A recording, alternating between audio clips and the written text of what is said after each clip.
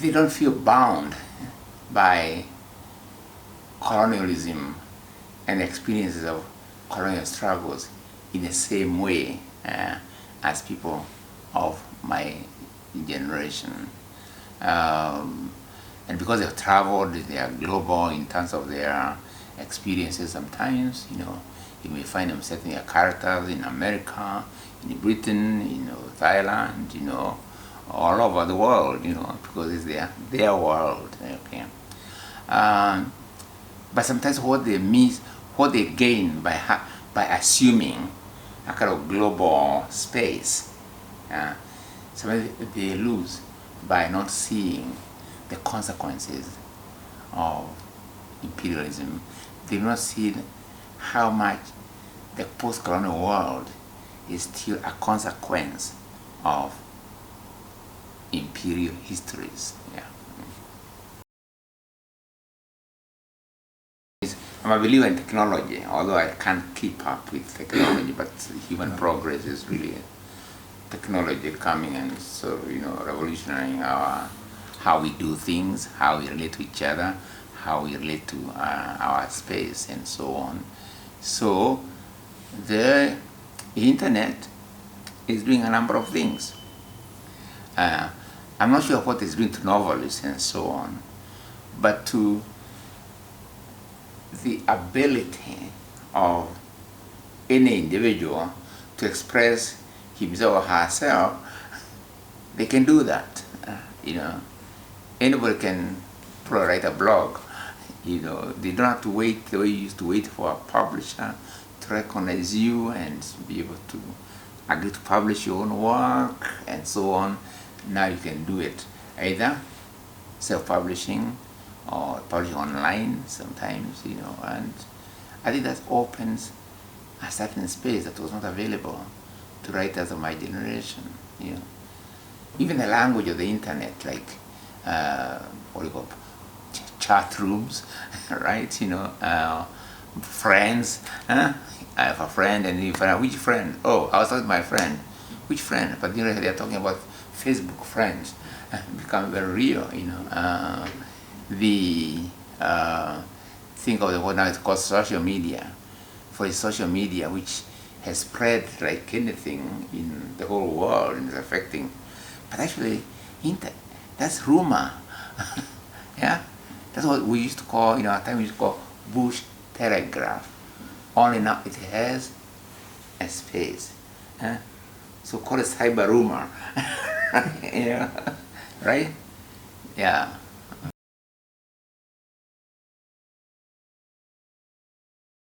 Writers are heirs to the prophetic tradition.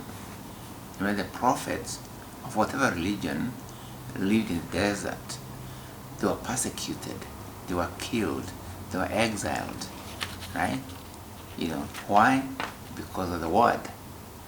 So in the same way, writers who are part of that prophetic tradition, I can't think of any country where there have been no writers who have been harassed, jailed, or at the very least questioned, by the police, or roughed up, one way or another, right? Yeah.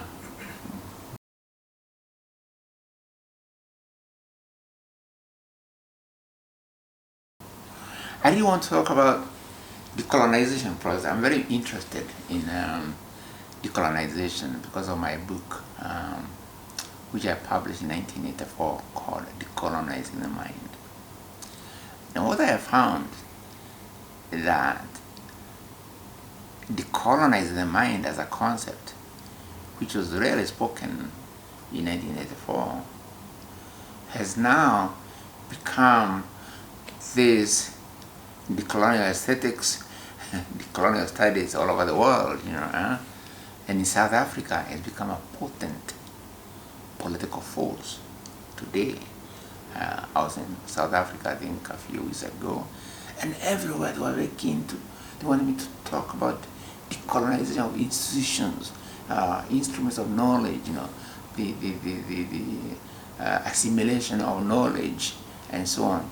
decolonization of the mind, as they call it, but they also call it decolonization of institutions of learning as well, is very much, in the air in South Africa. Now, the reason I'm interested in decolonization, because I really suspect that most post-colonial societies, that those who have gone through colonial space, there are a lot of unresolved issues that arise from their colonial experience, but issues which have become normalized, or what I like to call the normalization of the abnormalities of the colonial system, And when you normalize an abnormality, you are erecting a whole society. It may look very beautiful, but you are erecting it on the foundation of abnormality. The building actually is very shaky. They may not see it, but it's there. So we need to recognize some of these abnormalities in order to quite right the ship of state. Yeah. Not only, I know it's true in Africa, I don't know about here.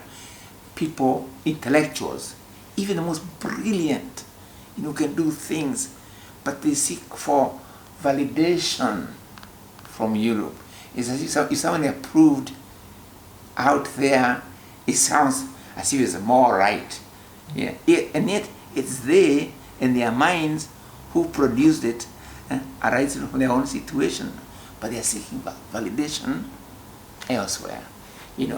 I was in some place, I met a chancellor of a university in Africa, and every 5 seconds he would talk about he want to bring up his students so they can even go to Stanford. And I was saying, please, I kind of gently saying later, what we have to do is not strive to be Stanford. Stanford may be very good, I'm not sort of decrying its achievement and so on, but let us create from our own soil something which is better or higher than Stanford, right? But that mental attitude of looking to Europe and European languages, and these days even European facial looks and so on, is very damaging to the psyche of the formerly colonized territories. And if you don't recognize this, they become just imitators, and there's no originality in imitation, right? Originality always comes from starting with where we are, and connecting with the rest of the world, right? That's where you get originality. But originality never ever comes from mimicry or copying, because even the best copy is still a copy, right?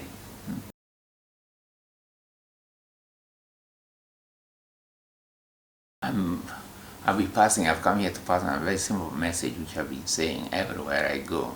So I'll say it here, and I want people to understand, at least to engage in the debate about the colonial process and the consequence of the colonial process. Because the colonial process all the time distorts the process of acquiring knowledge. Knowledge all the time starts from here where I am to out there, right? But colonialism made it look as if knowledge begins out there and comes back to us here, right? Right. So we have to correct that. We have to correct that and say, well, we don't live in isolation. We are connected.